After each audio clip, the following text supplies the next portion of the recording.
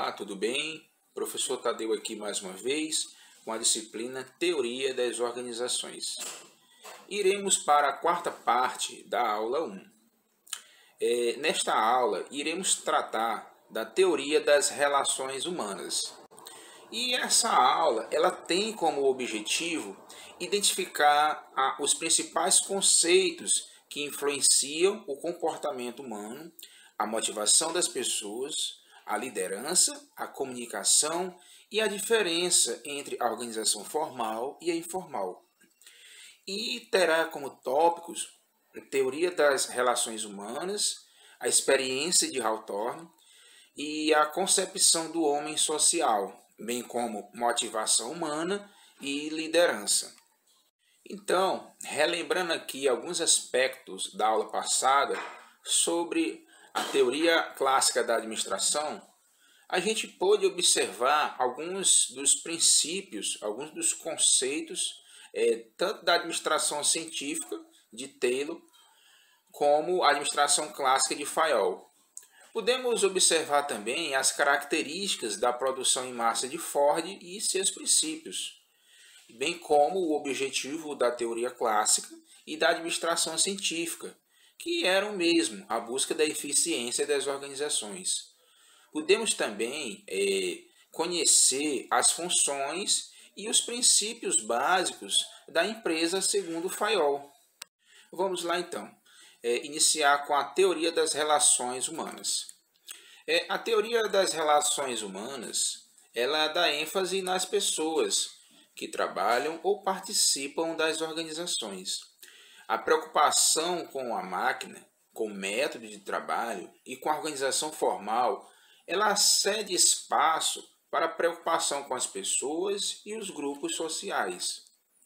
Então, assim, é notório que as teorias da administração científica e clássica, elas tiveram uma contribuição inquestionável para a administração e ainda hoje elas influenciam as organizações. No entanto, essas teorias elas tratavam apenas das tarefas, das funções e estrutura das organizações, em detrimento às pessoas. As pessoas que são a essência delas, elas não foram tratadas ou lembradas por Taylor, Ford ou Fayol, dando uma visão simplista das organizações. Toda e qualquer organização ela precisa de pessoas para se manter e prosperar, isso é evidente. A teoria das relações humanas ela apresenta justamente essa preocupação com as pessoas e a relação entre elas. Para a teoria das relações humanas, qualquer trabalhador exerce influência no comportamento organizacional. E ainda influencia a qualidade, a produção e o desempenho das organizações. Então, assim, nós iremos aprender os principais conceitos que influenciam o comportamento humano, como a motivação das pessoas, a liderança, a comunicação e a diferença entre a organização formal e informal, que foi esquecida por esses teóricos da administração clássica.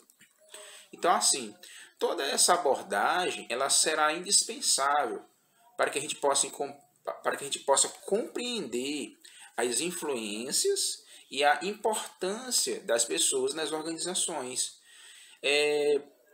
especialmente por meio das experiências do estudioso, né, o professor e psicólogo Elton Mayo, com a experiência de Hawthorne, e é considerado como o idealizador da teoria das relações humanas. Entenderemos, né, a gente vai entender como os grupos sociais eles possuem influência do desempenho e da produtividade das pessoas. Então, assim, nós vamos ver essa questão da influência da motivação humana na administração e a importância da liderança e a comunicação no desempenho das organizações. Histórico da teoria das relações humanas. Então, essa teoria ela teve seu início no final da segunda década do século XX, né, por volta de 1930. Um período difícil, marcado por recessão econômica, inflação, desemprego e forte atuação dos sindicatos. E ela surgiu nos Estados Unidos como consequência das conclusões da experiência de Hawthorne, que mostrou a necessidade de humanizar e democratizar as organizações. A experiência de Hawthorne foi um marco na teoria das relações humanas. Foi um trabalho realizado, como dito antes, pelo professor e psicólogo de Harvard, Elton Mayo, entre 1927 e 1932, em uma empresa chamada de Western Electric Company, na cidade de Chicago, no bairro de Hawthorne, razão pela qual foi dado esse nome à pesquisa. Ao contrário do que muitos imaginam, Hawthorne não foi o teórico que idealizou essa pesquisa. Hawthorne é o bairro do qual foi feito essa experiência. E como se deu a experiência de Hawthorne? Bem, a experiência de Hawthorne ela foi dividida em 4 fases. A princípio, a primeira fase ela pretendia conhecer o efeito da iluminação sobre o rendimento dos operários. E após concluir a primeira fase, eles concluíram que não encontraram correlação direta entre a variação da intensidade da luz, mas perceberam que os operários eles reagiam à intensidade da iluminação de acordo com as suas realidades pessoais. Já na segunda fase, observou-se a influência do controle de um supervisor sobre a produção e o espírito de cooperação entre os operários. Com isso, eles concluíram que essa fase da pesquisa ela demonstrou que o desempenho dos empregados estava diretamente relacionado à melhoria do relacionamento entre eles, o ambiente de trabalho, o aprimoramento do trabalho em equipe e o desenvolvimento de lideranças. E isso influenciava a produção dos operários. Então, a partir daí, ele já começa a perceber indícios da organização informal. Na terceira fase da experiência de Hawthorne, eles estavam preocupados com a diferença de atitudes entre o grupo experimental e o de controle. Os pesquisadores eles se afastaram do objetivo inicial, que era de verificar as condições físicas de trabalho, e passaram a se fixar no estudo das relações humanas no trabalho. E com isso, eles concluíram o seguinte: as entrevistas dessa fase revelaram a existência da organização informal dos operários, a fim de que eles se protegessem contra o que percebiam como ameaças da administração. Então aqui já fica mais evidente a existência da organização informal. Já na quarta fase, tinha-se a finalidade de analisar justamente a influência da organização informal dos trabalhadores. E, após a verificação disso, eles concluíram que realmente o grupo informal ele influenciava o grupo formal. Ou seja, a união e a solidariedade do grupo informal determinavam qual o ritmo de trabalho do operário e sua colaboração para a organização. Por isso que a experiência de Hawthorne ela teve grande relevância no estudo das relações humanas, por identificar essa interação informal dos colaboradores, dos operários, dos empregados das organizações. Com isso, passou-se a observar concepções e conceitos que antes eram pouco observados na teoria clássica da administração. Concepções como a concepção do homem social, atreladas à ideia de motivação humana e liderança. Sendo assim, para a teoria das relações humanas, a motivação econômica, como pagar um bom salário ao empregado, ela passou a ser secundária, especialmente na determinação do rendimento do trabalhador. As pessoas, segundo essa concepção,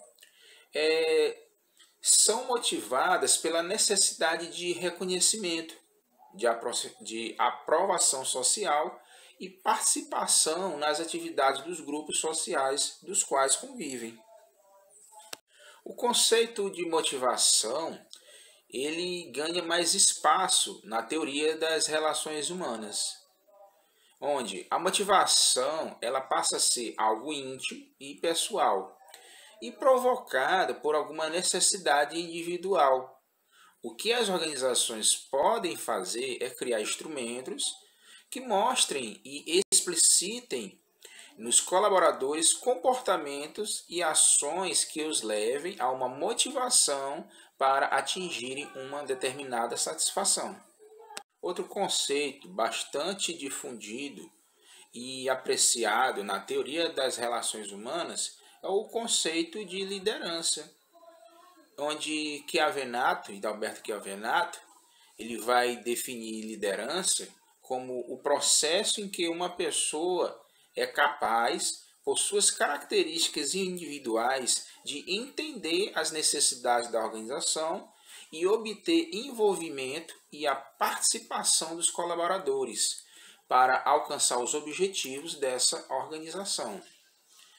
Então, a liderança ela passou a ser necessária em todos os tipos de organização e pode assumir feições e ser diferenciadas. A escola das relações humanas ela propõe várias teorias que vão categorizar os tipos de liderança adotadas pelas mais diversas empresas possíveis. A partir daí, surgiram várias teorias que buscavam melhorar o entendimento sobre o processo de liderança nas organizações. Uma dessas teorias é a teoria dos traços de personalidade. Vejamos algumas características marcantes dos líderes, segundo essa teoria. Traços físicos, como energia, aparência social, estatura e peso. Traços intelectuais, como a adaptabilidade, agressividade, autoconfiança e entusiasmo. Traços sociais estão associados à cooperação, habilidade interpessoal e administrativa. E vamos ter também os traços relacionados à tarefa, que são os impulsos de realização, persistência e iniciativa. Essas são algumas das características da teoria dos traços da personalidade. Vamos ter também a teoria sobre os estilos de liderança. Estilos de se comportar adotado por alguns líderes. Então, teremos a liderança autocrática, onde o líder ele centraliza as decisões e impõe ordens ao grupo. Temos também a liderança liberal, ou laissez-faire. O líder ele delega totalmente as decisões do grupo e não controla o comportamento dele, deixando-o mais à vontade. E temos a liderança democrática ou consultiva, onde o líder ele conduz e orienta o grupo e incentiva a participação das pessoas nas decisões. Então, o comportamento e a atuação do líder, eles variam num contínuo, ou seja, de acordo com a situação e os desafios da empresa. Então, assim, esses estilos de liderança, eles não existem de forma isolada nas organizações. Isso quer dizer que cada líder, ele se apossa de cada um desses estilos para poder se adaptar a uma determinada situação. Há momentos em que o líder ele tem que adotar a postura autocrática, há momentos em que ele tem que ser democrático e há momentos em que ele tem que ser um pouco mais liberal. Essa é a concepção da teoria sobre os estilos de liderança. O líder ele deve dosar essas características, né, dos estilos para conseguir extrair resultado dos seus liderados de uma forma criativa e inspiradora. Conceito de comunicação. A comunicação é um processo interativo e de entendimento de uma mensagem entre um emissor, quem envia a mensagem, e um receptor, quem recebe a mensagem. Você pode perceber que a todo momento utilizamos a comunicação para expressar nossos desejos, satisfações, reclamações, frustrações e também para passar uma informação ou atingir um objetivo. E é essa mesma comunicação que deve ser adotada nas organizações de forma clara, eficaz e transparente, para que os funcionários conheçam e entendam os desafios e objetivos da organização. Sendo assim, vários teóricos da teoria das organizações, eles chegaram a um consenso com relação ao propósito da comunicação nas organizações, onde a pessoa trabalha melhor quando conhece o que deve ser feito, como deve ser feito e em qual prazo. Dessa forma, a organização trabalha eficiente quando o líder e liderados têm um entendimento comum das responsabilidades, do desempenho e dos resultados que a empresa espera obter deles. Então, munidos de conceitos como motivação, liderança e comunicação, vamos entender o processo de surgimento da organização informal e seu conceito. Pois, como vimos na experiência de Hawthorne, a organização informal ela surge em consequência do conjunto de interações e relacionamentos espontâneos entre as pessoas. Os grupos informais eles definem regras de comportamento, recompensas ou sanções sociais, objetivos, escala de valores, crenças e expectativas. Sendo assim, o que define uma organização formal são padrões de relacionamentos não encontrados no organograma da organização, como amizades, desamizades, né, por assim dizer, indivíduos que se identificam com outros, grupos que se afastam de outros, e uma grande variedade de relações no trabalho e, claro, fora dele. Então, qual a origem da organização informal? Existem vários fatores que estimulam o surgimento da organização informal. Vamos listar aqui alguns, como por exemplo, por meio de interesses comuns que se desenvolvem em certo número de pessoas. Elas passam a se entender bem e até mais intimamente. A própria organização formal ela provoca essa interação. Ela cria situações para que esses grupos informais eles surjam. Outro fator é a flutuação de pessoal dentro da empresa. E geralmente provoca alterações nos grupos sociais informais. Geralmente a empresa ela muda, né? Pessoas de setor, de ramo, e vai gerando essa interação entre os membros da organização.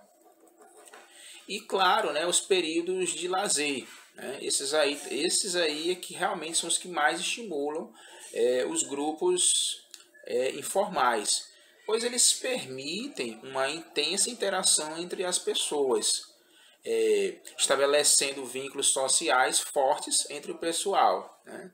Então, quem é que não gosta, por exemplo, de uma festa, né, com fraternização de fim de ano?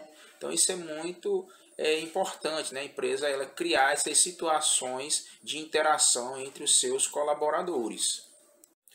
Então, assim, com base nos estudos da teoria das relações humanas, pode-se concluir que o sucesso das organizações depende diretamente das pessoas. E os novos papéis dos líderes, né, dos administradores, é saber comunicar, liderar, motivar e conduzir as pessoas que estão sob o seu comando. Porém, a motivação e talvez um dos temas mais debatidos atualmente nas organizações. A busca pela satisfação no ambiente de trabalho, pelo bom clima organizacional e pela satisfação das necessidades dos colaboradores, dos funcionários, são ações que devem ser sempre estimuladas pelas organizações. Então, vejamos as características mais evidentes da organização informal. Relação de coesão ou antagonismo. Ou seja, os indivíduos eles criam relações pessoais de simpatia ou antipatia, cuja duração e intensidade elas são variáveis. Prestígio. Cada indivíduo, nessa concepção de organização informal, ele adquire uma certa posição social ou prestígio em função de seu papel e em cada grupo, que se sobrepõe à sua posição na organização formal. Colaboração espontânea. No nível informal, existe um alto grau de colaboração espontânea, que pode e deve ser aplicado em favor da empresa. Possibilidade de oposição à organização formal. Isso é muito comum. Às vezes, a organização informal ela se confronta com a organização formal. A organização informal ela pode se desenvolver em oposição à organização formal e em desarmonia com os objetivos da empresa. Padrões de relacionamentos e atitudes. Os grupos informais desenvolvem espontaneamente padrões de relacionamentos e de atitudes que são aceitos e assimilados pelos seus componentes, pois traduzem os interesses e as aspirações do grupo. Mudanças de níveis e alterações dos grupos informais. Os grupos informais eles tendem a se alterar com as modificações da organização formal. Transcende a organização formal. Enquanto a organização formal está circunscrita ao local físico e ao horário de trabalho da empresa, a organização informal ela foge dessas limitações. Ela não se limita a tempo, né, a local e nem a pessoas. E por fim, padrões de desempenho nos grupos informais, em que os padrões de desempenho e de trabalho estabelecidos pelo grupo informal nem sempre correspondem aos padrões estabelecidos pela administração. Então, para concluir esta aula, vamos rever o que foi estudado. Nós aprendemos nesta aula sobre a experiência de Hawthorne. Vimos também sobre o comportamento humano, a motivação das pessoas, também sobre o conceito de liderança, a comunicação na organização e como podem afetar positiva ou negativamente o desempenho de uma empresa. aprendemos também a diferença entre organização formal e informal e como cada uma delas pode influenciar a organização. Pois então, até mais!